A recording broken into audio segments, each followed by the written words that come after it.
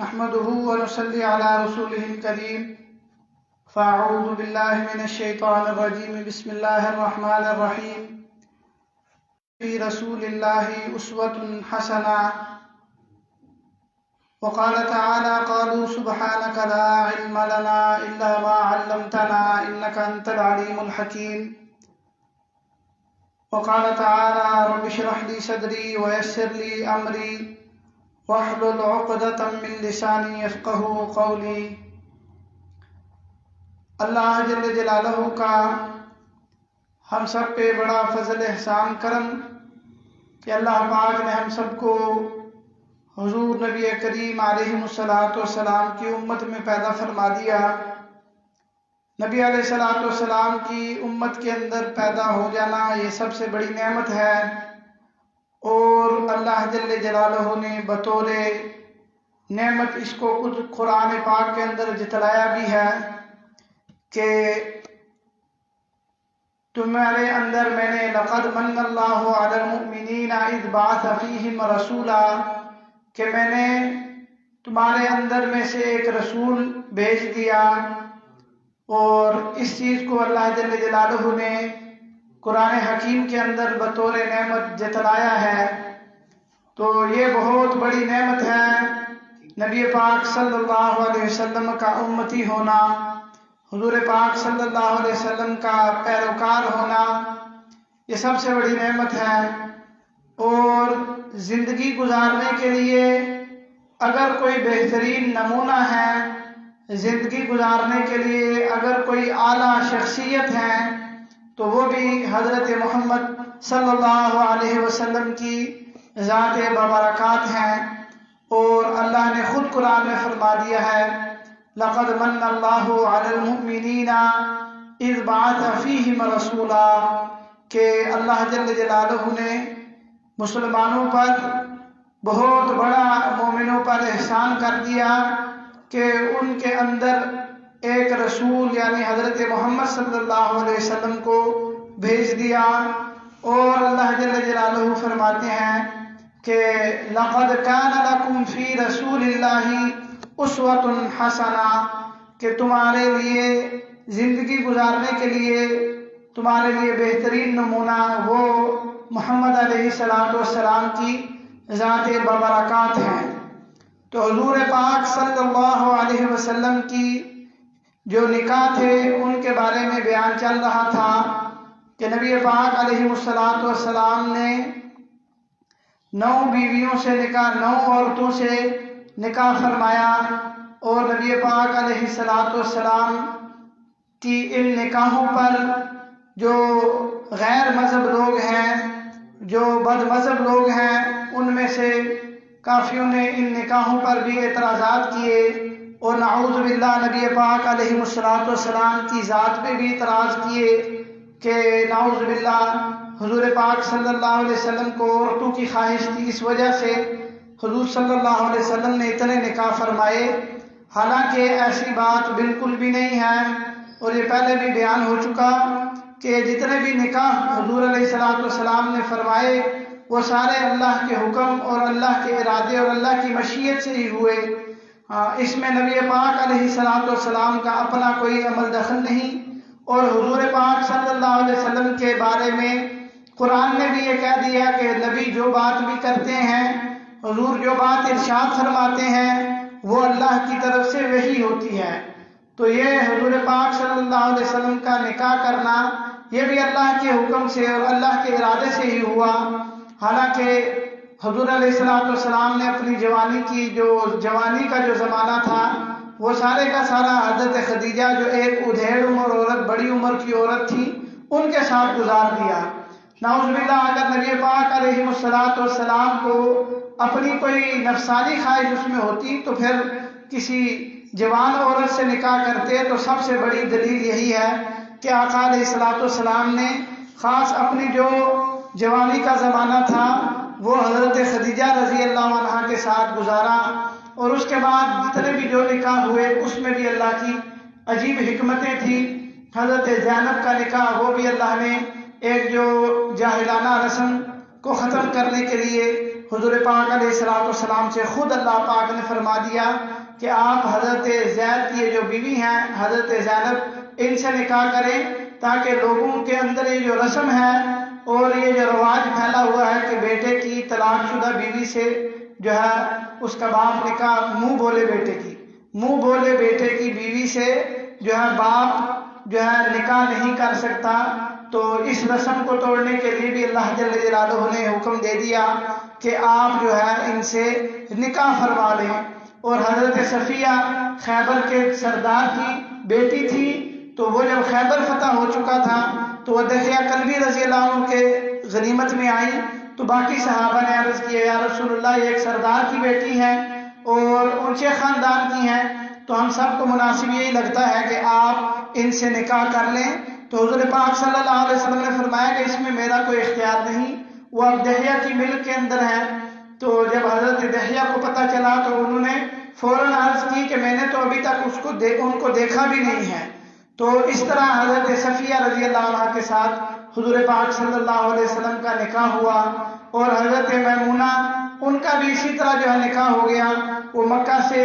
تھوڑا ہٹ کے ایک وادی تھی وہاں کی رہنے والی تھی، تو وہاں ہی ان کی پیدائش ہوئی، نبی پاک صلی اللہ علیہ وسلم سے نکاح بھی ان کا اسی جگہ پہ ہوا، اور اللہ کی شان ان کا انتقال بھی اسی جگہ ہوا جہاں پہ ان کی پیدائش ہوئی تھی، اور حضور پاک علیہ الصلوۃ والسلام سے نکاح ان کا ہوا تھا۔ تو یہ جتنے بھی نکاح آقا علیہ الصلوۃ والسلام کے ہوئے وہ اللہ کے حکم اور ارادے سے ہوئے تھے۔ اس میں نبی پاک علیہ الصلوۃ والسلام کا نعوذ باللہ اپنا کوئی نفسانی جو ہے خواہش نہیں تھی، جس پہ جو ہے بد مذہب اور غیر مذہب لوگ حضور پاک صلی اللہ علیہ وسلم پہ افطرا اور بہتان باندھتے ہیں، یہ بالکل جو ہے جھوٹی بات ہے۔ نبی پاک صلی اللہ علیہ وسلم کے جو بھی نکاح ہوئے وہ اللہ کے حکم اور اللہ کی مشیت سے ہوئے۔ تو اب حضور صلی اللہ علیہ وسلم کا جو نکاح پہلا حضرت خدیجہ سے ہو چکا تھا، تو حضور علیہ الصلوۃ والسلام کے نکاح کے بعد نبی پاک صلی اللہ علیہ وسلم کی اس شادی کے بعد جو ایک اہم واقعہ جو پیش آیا مکہ کے اندر وہ تھا تعمیر کعبہ کا، بناء کعبہ کا دوبارہ اس کی تعمیر کا واقعہ پیش آیا۔ حضور پاک صلی اللہ علیہ وسلم کی یعنی کہ شادی کے بعد جو حضور صلی اللہ علیہ وسلم کا نکاح حضرت خدیجہ سے ہوا، اس کے بعد جو اہم واقعہ پیش آیا وہ تعمیر کعبہ کا تھا۔ ابھی تک نبی علیہ الصلوۃ والسلام کو نبوت نہیں ملی تھی، اس وقت یہ واقعہ پیش آیا، اور واقعہ بھی اس طرح پیش آیا کہ بیت اللہ کی کعبہ کی جو دیواریں تھیں وہ بالکل بوسیدہ ہو چکی تھی، اور ان کی پھر ضرورت تھی کہ ان کی مرمت کر کے ان کو دوبارہ نیا بنایا جائے۔ تو اب مکہ کے اندر دار الندوہ جو سب کی ایک مشورہ گاہ تھی، میٹنگ روم جس کو کہا جاتا تھا، وہاں سارے مکہ والے بیٹھے۔ اب انہوں نے مشورہ کیا کہ بھائی بیت اللہ کی دوبارہ تعمیر کی ضرورت ہے، اس کی دیواریں بوسیدہ ہو چکی ہیں، لہذا اس کی اب دوبارہ تعمیر کی جائے گی۔ تو پھر یہ بات جب طے ہوگی کہ دوبارہ تعمیر اس کی ہوگی، یہ انہوں نے طے کر لیا۔ پھر سب کہنے لگے کہ اب ایک اور چیز ہم نے طے کرنی ہے، ایک اور بات ہم نے جو ہے وہ طے کرنی ہے، وہ یہ ہے کہ ہم اس کے اندر بیت اللہ کے اندر وہ حرام کا مال وہ نہیں لگائیں گے، یعنی حرام کا مال وہ بیت اللہ کے اندر تعمیر کے اندر وہ شامل نہیں کیا جائے گا، صرف حلال کمائی جو ہوگی وہ بیت اللہ کے اندر لگائی جائے گی، اور حلال کمائی سے ہی اس کی دوبارہ تعمیر کی جائے گی۔ تو جب یہ سارے اور اس سے پہلے انہوں نے جب طے کیا کہ دوبارہ بناء کعبہ اور دوبارہ اس کی تعمیر کرنی ہے، تو اب ان کے لیے مسئلہ یہ تھا مکہ والوں کے لیے کہ بیت اللہ کی تعمیر پتھروں سے ہوئی تھی، اور مکہ والے لوگ وہ مٹی کے گھروں میں رہتے تھے اور مٹی سے تعمیر کرتے تھے ہر چیز۔ اب ان کو جو ہے اس کی تعمیر کا بھی طریقہ کار نہیں پتا تھا، اور انہوں نے کہا اگر اس کی دوبارہ تعمیر کریں گے تو اس کی چھت کے لیے لکڑیوں وغیرہ کی بھی ضرورت ہوگی، وہ بھی ہمارے پاس نہیں ہے۔ تو اسی اثناء میں ایک جو ہے بہت بڑی کشتی وہ سامان کہیں سے لے کر آئی جدہ میں، تو وہاں سے جو ہے وہ خشکی کے اوپر چڑھ گئی اور وہ خراب ہو گئی۔ تو مکہ والوں نے کہا کہ یہ شاید اللہ پاک ہمارے لیے کوئی بندوبست کر رہے ہیں، تو لکڑی تو ہم وہاں سے خرید لائیں گے۔ اب مسئلہ یہ ہے کہ پتھروں کی تعمیر ہم جانتے نہیں ہیں، پتھروں کی تعمیر کون کرے گا، یعنی بطور مستری کام کون کرے گا؟ تو ایک بندہ قبطی وہ مصر سے آیا، اس نے کہا جی میں یہ سارا کام جانتا ہوں۔ تو مکہ والے کہنے لگے یہ بھی اللہ کی طرف سے کوئی بندوبست ہو رہا ہے کہ اللہ پاک نے بندہ بھی بھیج دیا۔ اب جب تینوں کام یہ ہو گئے تو وہ کہنے لگے کہ اب جو ہے ہم اس بات پہ اپنے سب متفق ہوتے ہیں کہ بیت اللہ کے اندر جو کمائی ہوگی وہ حلال کی لگائیں گے، بیت اللہ کی تعمیر میں کمائی وہ حرام کا ایک پیسہ نہیں لگنا چاہیے، اس پہ سب کا اتفاق ہو گیا۔ اور سب نے پھر اپنے جو ہے مال جمع کیا، پیسے جمع کیے، اور وہ سارے کا سارا سلسلہ تیار ہو گیا۔ لیکن اب وہ مال اتنا تھا کہ زیادہ نہیں تھا، کم پڑ گیا تعمیر کے لیے۔ تو انہوں نے کہا مال جتنا ہے اتنا ہی رہنے دیں، ہم بیت اللہ کی جو ہے جتنی اس کی بناوٹ ہوئی ہے پہلے سے اس سے تھوڑی کم کر دیتے ہیں، لیکن اس کے اندر 1 روپیہ 1 پائی بھی حرام کی نہیں لگنی چاہیے۔ تو اس لیے آج ہم جو دیکھتے ہیں مزاب رحمت، اور جو مزاب رحمت کے نیچے حتیم ہے، یہ جو جگہ ہے یہ بیت اللہ کی ہی، لیکن انہوں نے مال کم ہونے کی وجہ سے مکہ والوں نے کہا اس کو تھوڑا سا باہر کر دو، لیکن جو ہے اس میں 1 روپیہ جو ہے وہ حرام کا نہیں لگنا چاہیے، اس لیے وہ جگہ تھوڑی سی باہر رہے گی۔ اس لیے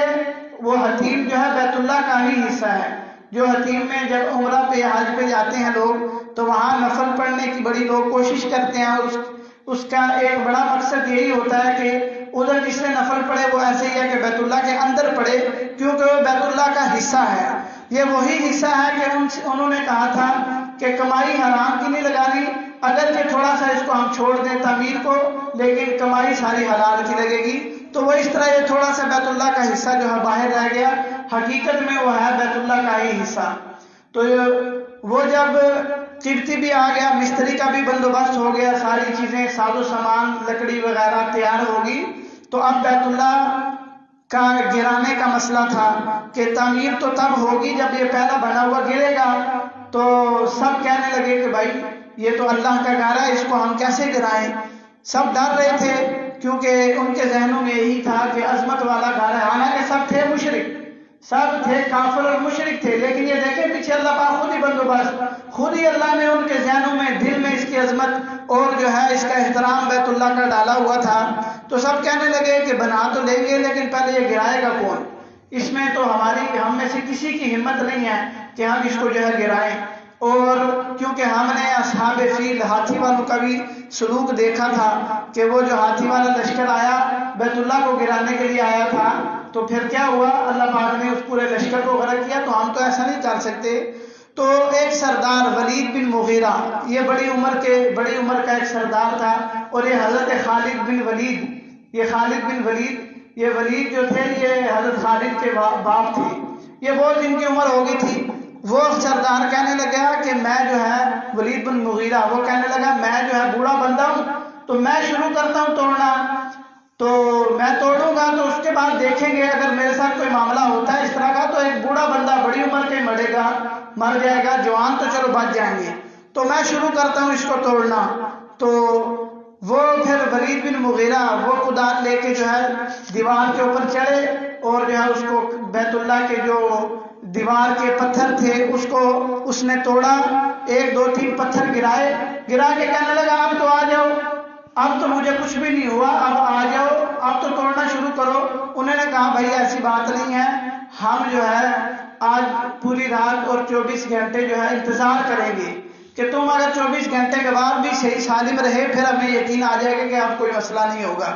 تو 24 گھنٹے انہوں نے انتظار کیا کہ ولید بن مغیرہ پر کوئی آفت یا عذاب تو نہیں آتا اللہ کی طرف سے۔ پھر جب 24 گھنٹے گزر گئے تو ولید بن مغیرہ کہنے لگا آؤ اب تو توڑو۔ انہوں نے کہا اس طرح نہیں، پہلے اپنے بچوں کو بلاؤ، اپنی اولاد کو ساتھ لگاؤ، وہ توڑیں تمہارے ساتھ، پھر ہم توڑیں گے۔ تو پھر ولید بن مغیرہ نے اپنے بیٹوں کو ساتھ لگایا، انہوں نے توڑنا شروع کیا۔ تو پھر قریش والے بھی جتنے تھے انہوں نے بھی اس کو جو ہے توڑنا شروع کر دیا بیت اللہ کی دیوار کو۔ اچھا اس سے پہلے ایک اور واقعہ ہوا، ولید بن مغیرہ جب توڑنے کے لیے آیا بیت اللہ میں تو دیکھا کہ بیت اللہ کے اندر ایک بہت بڑا اسدحہ، بہت بڑا سانپ بیٹھا ہوا ہے۔ انہوں نے کہا توڑیں گے تب جب اس بلا سے جان چھوٹے گی۔ یعنی اس توڑنے کے عمل سے پہلے ایک بہت بڑا اژدہا آ گیا، بہت بڑا سانپ آ گیا۔ اب انہوں نے کہا یہ تو ہمارے پاس کی بات ہی نہیں ہے، اس کو ہم مارے،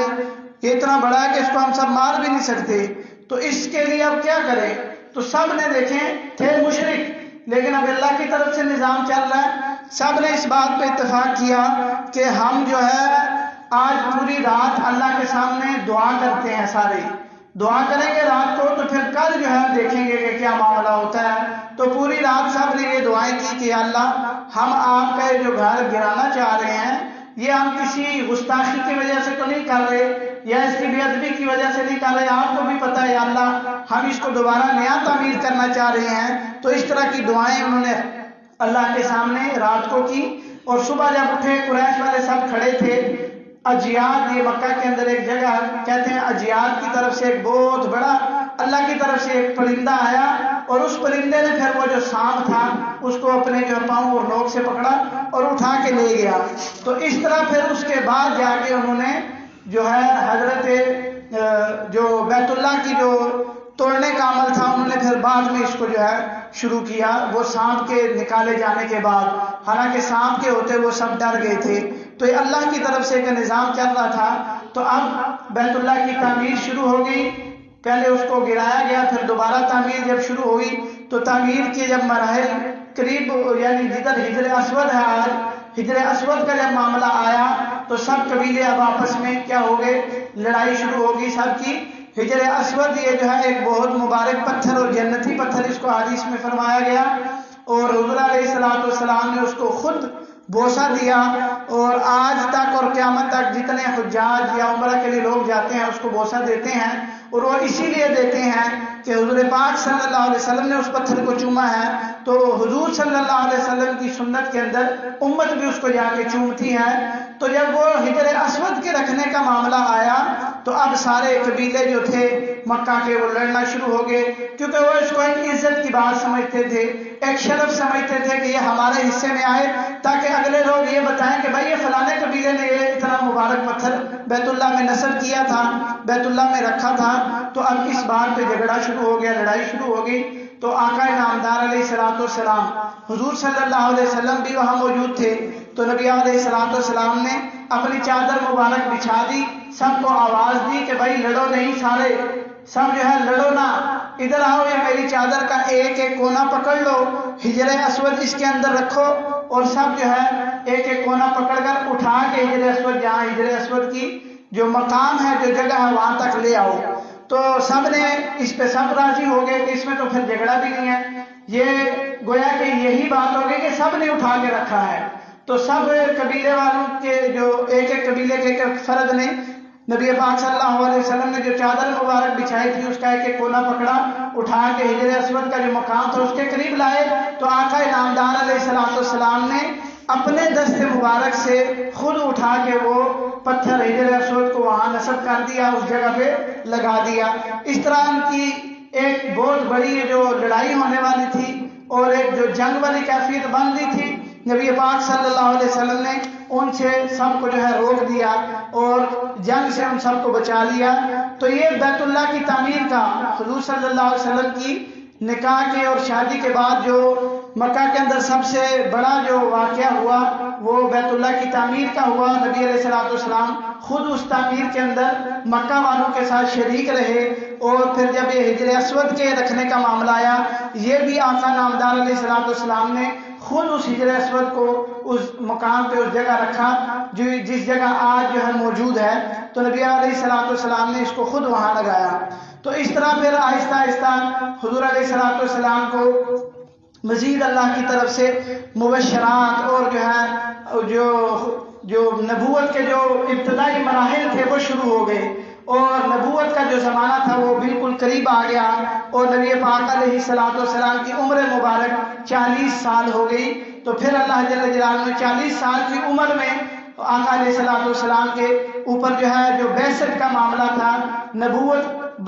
باقاعدہ عطا کرنے کا معاملہ تھا، نبوت کا جو سلسلہ وہ ایک دوبارہ سے حضور صلی اللہ علیہ وسلم جو جہالت میں لوگ پڑے ہوئے تھے ان کو نکالنے کے لیے اللہ پاک نے دوبارہ حضور کو مبعوث جو کرنا تھا اس کی جو ہے ایک سلسلہ 40 سال کی عمر میں شروع ہو گیا، اور وہ سلسلہ اس طرح شروع ہوا کہ سب سے پہلے آقا نامدار علیہ الصلوۃ والسلام کو 40 سال کی جب عمر مبارک سے پہلے اور جب عمر بالکل قریب ہو گئی تو اس وقت نبی صلی اللہ علیہ وسلم کو سچے خواب آنا شروع ہو گئے، سچے خواب آنا شروع ہو گئے۔ اور حضرت عائشہ رضی اللہ عنہ فرماتی ہیں کہ نبی علیہ الصلوۃ والسلام جو خواب دیکھتے وہ صبح اس طرح ہوتا کا فلق الصبح کا مطلب یہ ہے کہ جیسے اندھیرا ہوتا ہے رات کو اور پھر سورج نکلنے میں کسی کو شک نہیں ہوتا کہ اب جو ہے سورج جو ہے نکل ہی آئے گا، اور اتنا واضح طور پہ ہر کسی کو یقین ہو جاتا ہے۔ تو فرماتی ہیں کہ جو خواب بھی آقا نامدار رات کو دیکھتے وہ صبح بالکل اسی بیان ہی اسی طرح جو ہے پورا ہو جاتا، اور جو نبوت کا عمر لکھی ہے 40 سال 40 برس، یہ جو نبوت کی عمر لکھی ہے اکثر انبیاء کو نبوت اسی عمر کے اندر اللہ پاک نے عطا فرمائی، اور اس میں حکمتیں اللہ کی بہت علماء نے مختلف حکمتیں لکھی ہیں کہ 40 سال کی عمر میں نمو آدمی کی عقل وہ جو ایک بالکل اپنی جگہ پہ پوری ہو جاتی ہے اور اس کی سمجھ پوری ہو چکی ہوتی ہے، ہر لحاظ سے آدمی سمجھدار ہو چکا ہوتا ہے۔ تو ایک تو حکمت اس میں یہ بھی تھی کہ 40 سال، اور 40 سال کی اور بھی کئی حکمتیں۔ حضرت موسیٰ علیہ الصلوۃ والسلام کو اللہ پاک نے کوہ طور پہ جو بلایا تو فَتَمَّ مِيقَاتُ رَبِّهِ 40 لیلہ، تو فرمایا کہ وہاں بھی 40 راتوں کا اللہ نے ذکر فرمایا کہ وہاں اللہ جل جلالہ نے 40 راتیں حضرت موسیٰ علیہ السلام کو وہاں کوہ طور پہ رکھا۔ تو اس میں اللہ کی کوئی ایک بڑی عجیب حکمت ہے۔ اور پھر انسان کی جو پیدائش کے مراحل ہیں اس میں بھی پھر 40 دن کا وہ ایک سلسلہ ہے جو کتابوں میں لکھا ہوا ہے۔ تو یہ 40 کا عدد اس کے اندر اللہ کی ایک بڑی حکمت ہے۔ حضور پاک علیہ الصلوۃ والسلام نے بھی ایک حدیث کے اندر ارشاد فرمایا کہ جو مدینہ منورہ میری مسجد نبوی کے اندر فرمایا 40 دن تک نماز پڑھ لے اور وہ نماز اس طرح پڑھے کہ اس کی کوئی بھی جماعت نہ رہ جائے، تو حضور علیہ الصلوۃ والسلام نے فرمایا کہ اللہ جل جلالہ اس انسان کو نفاق سے بری کر دیتے ہیں جو میری اس مسجد کے اندر 40 نمازیں جماعت کے ساتھ پوری پڑھ لی۔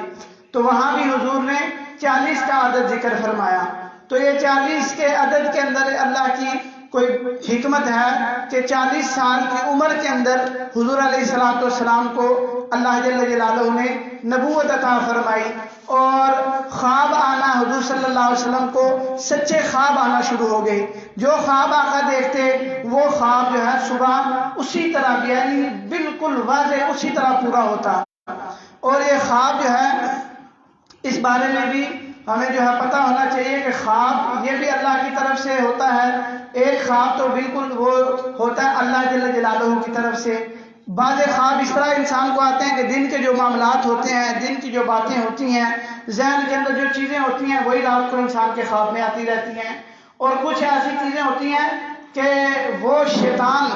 انسان کی خواب میں لاتا ہے، اس کو ڈراتا ہے، اور جو عجیب عجیب طرح کے برے برے خواب بھی وہ شیطان لاتا ہے۔ تو اس میں حدیث کے اندر بھی طریقہ کار حضور علیہ الصلوۃ والسلام نے خود ارشاد فرمایا کہ اگر انسان رات کو کوئی برا خواب دیکھ لے تو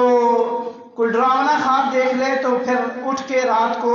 اگر آنکھ اس وقت کھل جاتی ہے تو فرمایا کہ فوراً پھر اپنی بائیں طرف اعوذ باللہ من الشیطان الرجیم پڑھ کے بائیں طرف جو ہے تھوک دے، اور پھر جو ہے اپنی کروٹ جو ہے تبدیل کر کے سو جائے۔ تو یہ حدیث کے اندر نبی علیہ الصلوۃ والسلام نے خود اس کا طریقہ ارشاد فرمایا ہے، اور نبی علیہ الصلوۃ والسلام نے فرمایا کہ اب نبوت کا سلسلہ اللہ جل جلالہ نے میرے اوپر ختم کر دیا، اب نبوت ختم ہو گئی ہے، لیکن اچھے اور نیک خواب باقی ہیں۔ اچھے خواب اور نیک خواب وہ باقی ہیں کہ اللہ جل جلالہ اپنے نیک بندوں کو اچھے خوابوں کے ذریعے بھی اللہ ان کی رہنمائی فرماتے ہیں۔ اس حدیث کا مطلب مرزا احمد قادیانی ملعون نے وہ جو ہے بڑا اپنی طرف اس نے اس حدیث کو منسوب کیا کہ اس حدیث سے پتہ یہ چلتا ہے کہ گویا کہ یہ خواب بھی نبوت کا جز ہیں۔ وہ جز سے اس نے کل پہ اطلاق کیا کہ گویا کہ اس نے کہا جی خواب بھی جز ہیں، تو لہذا مجھے بھی جو ہے اس نے خوابوں سے ہی اپنی جو ہے یہ چوری نعوذ باللہ ڈاکے ڈالنا نبوت کے اوپر شروع کیے۔ تو جو بد مذہب لوگ ہوتے ہیں، جو شیطان لوگ ہوتے ہیں، وہ ہمیشہ وار بھی اس طرح ہی کرتے ہیں۔ آپ کو قرآن کی آیت دکھائیں گے حدیث دکھائیں گے اور جو ہے پھر آپ کے عقیدے کو، آپ کے ایمان کو خراب کریں گے، نعوذ باللہ، جیسا مرزا احمد قادیانی نے کیا۔ اس کی اگر باتیں کوئی عام بندہ سنے جس کو اتنی سمجھ نہ ہو تو نعوذ باللہ وہ بندہ یہ سمجھے گا کہ ٹھیک باتیں کر رہا ہے، حالانکہ وہ ملعون براہ راست نبی علیہ السلام کی نبوت کے اوپر اس نے ڈاکے ڈالے اور نبوت کا انکار کیا۔ تو اس میں سے اس نے اپنی دلیلوں میں ایک یہ حدیث بھی لائی جس میں نبی علیہ السلام نے فرمایا کہ نبوت کا سلسلہ تو اب ختم ہو چکا ہے لیکن الا رؤیا صالحہ، کہ نیک خواب باقی رہ گئے ہیں۔ تو اس نے کہا جی خواب باقی مطلب یہ ہے کہ نبوت نعوذ باللہ ابھی تک باقی ہے۔ تو اس طرح کے جو بد مذہب لوگ ہیں وہ اس طرح کی حدیث کو جو ہے نعوذ باللہ اپنی دلیل بنا کے لوگوں کو دین سے اور ایمان سے ہٹانے کی کوشش کرتے ہیں۔ تو اللہ جل جلالہ ہم سب کو ایسے لوگوں سے جو ہے محفوظ رکھے۔ تو یہ حضور علیہ السلام کو نیک خواب آنا شروع ہو گئے، اور یہ خواب بھی ایک مستقل فن ہے۔ اس کے اوپر بڑے بڑے علماء نے بڑی کتابیں لکھی ہیں۔ انسان کو جب کوئی خواب آئے، اچھا خواب ہو یا برا خواب ہو، ہر کسی کے سامنے اس کو حدیث کے اندر آتا ہے کہ بیان بھی نہیں کرنا ہے۔ پہلے جو برا خواب ہے اس کے بارے میں تو آتا ہے کہ بالکل بیان ہی نہ کرو۔ اس کا طریقہ کار یہی ہے کہ رات آنکھ کھل گئی، اعوذ باللہ من الشیطان الرجیم پڑھ کے بائیں طرف تھوک کے لیٹ جاؤ۔ اچھا کوئی خواب آیا ہے، بعض دفعہ خواب اس طرح کے ہوتے ہیں کہ بظاہر وہ برے خواب نظر آ رہے ہوتے ہیں لیکن اس کی تعبیر اچھی ہوتی ہے، اور اس کے اوپر بڑے بڑے اصحاب رؤیا گزرے ہیں، یعنی اس فن کے ماہر لوگ گزرے ہیں۔ ابن سیرین رحمۃ اللہ علیہ وہ بہت بڑے ماہر تھے اس کے، ان کی ابھی تک مشہور زمانہ کتاب ہے تعبیر الرؤیا۔ تو وہ جو ہے خوابوں کی تعبیر کیا کرتے تھے، اور یہ ایک بہت بڑا علم ہے۔ اسی لیے حضرت یوسف علیہ السلام نے بطور تحدیث نعمت یہ فرمایا علمنی ربی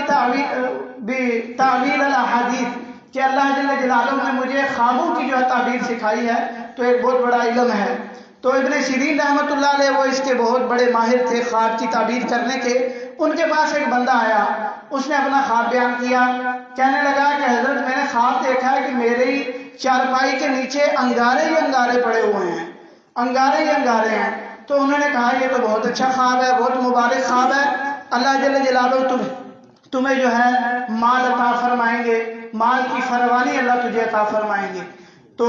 وہ بندہ چلا گیا۔ اس کے بعد ایک اور بندہ آیا، اس نے بھی یہی کہا، آگے خواب بیان کیا۔ کچھ عرصے بعد ایک اور بندہ آیا، اس نے بھی خواب بیان کیا کہ حضرت میں نے خواب دیکھا ہے کہ میری چارپائی کے نیچے اس طرح انگارے ہیں اور جو ہے جل رہے ہیں، اور میں نے یہ خواب دیکھا۔ فرمایا کہ تو بہت جو ہے نامناسب خواب ہے، تمہارے اوپر کوئی مصیبت آنے والی ہے۔ تو جب وہ چلا گیا تو شاگرد جو بیٹھے ہوئے تھے وہ کہنے لگے کہ حضرت خواب تو ایک ہی تھا، تعبیر آپ نے اس کی اس کو مختلف بتائی، اس کو مختلف بتائی۔ تو ابن سیرین رحمۃ اللہ علیہ فرمانے لگے کہ وہ جو پہلا بندہ آیا تھا جب اس نے خواب پوچھا تھا تو سردی کا موسم تھا، اور سردی کے موسم میں انسان آگ سے فائدہ اٹھاتا ہے۔ تو اس نے سردی کے موسم میں مجھے آ کے بتایا کہ میں نے انگارے دیکھے ہیں، تو میرے ذہن میں اللہ نہیں ڈالا کہ اس کو تو آگ سے فائدہ ہوگا، اور میں نے اس کو بتایا کہ جو ہے اللہ تجھے مال اور فراوانی مال کی عطا کریں گے۔ یہ جو بندہ آیا اس نے چونکہ گرمی کا موسم ہے اور گرمی کے موسم میں خواب دیکھا ہے، تو لہذا گرمی میں تو انسان جو آگ سے ویسے ہی بھاگتا ہے، پہلے گرمی ہوتی ہے اور انسان آگ کے لیے اور مضر ہے، تو اس لیے میں نے اس کو کہا کہ تجھے کوئی نقصان پہنچنے والا ہے۔ تو یہ جو خواب ہوتا ہے یہ بھی جو ہے علماء کرام جو ہے یا کوئی سمجھدار جو بندہ پڑھا لکھا ہو اس کے سامنے بیان کرنا چاہیے، کیونکہ حدیث کے اندر آتا ہے نبی علیہ السلام نے فرمایا کہ خواب اس وقت تک معلق رہتا ہے، خواب جب تک اس کی تعبیر نہ ہو، اور فرمایا خواب ایسے ہی ہے کہ جیسے ایک پرندے کے پاؤں کے اوپر جو ہے کوئی دانہ رکھا ہوا ہے کہ اس نے دانہ ہلایا تو وہ گیا۔ تو اس طرح ہی جب کوئی بندہ بھی تعبیر کر دی جس نے تو بس وہ کہتے ہیں کہ وہ اسی طرح ہو جاتا ہے۔ تو اس لیے خواب بھی ایک کسی سمجھدار بندے کو، کسی عالم کو اپنا خواب بھی بیان کرنا چاہیے، کیونکہ یہ بھی ایک مستقل فن ہے، ہر بندے کے سامنے بھی اپنا خواب جو ہے بیان نہیں کرنا چاہیے۔ دوسری یہ بات احادیث کے اندر بھی اس کی ممانعت آئی کہ اپنی طرف سے خواب بنا کے لوگوں میں بیان کرنا، اپنی طرف سے خواب آیا ہی نہیں، اپنی طرف سے خواب بنا کے بیان کرنا، یہ بھی ایک گناہ کی بات ہے، اور نبی علیہ السلام نے اس کے اوپر بھی ممانعت فرمائی ہے۔ لہذا جو ہے اس طرح کی حرکتوں سے بھی بچنا چاہیے۔ کہ خواب آئے نہیں اپنی طرف سے ایک خواب بندہ بنا کے. بعض لوگ جو ہے مذاقاً جو ہے یہ چیز کر رہے ہوتے ہیں, تو اس چیز کی بھی ممانعت آئی ہے حدیث کے اندر. تو لہٰذا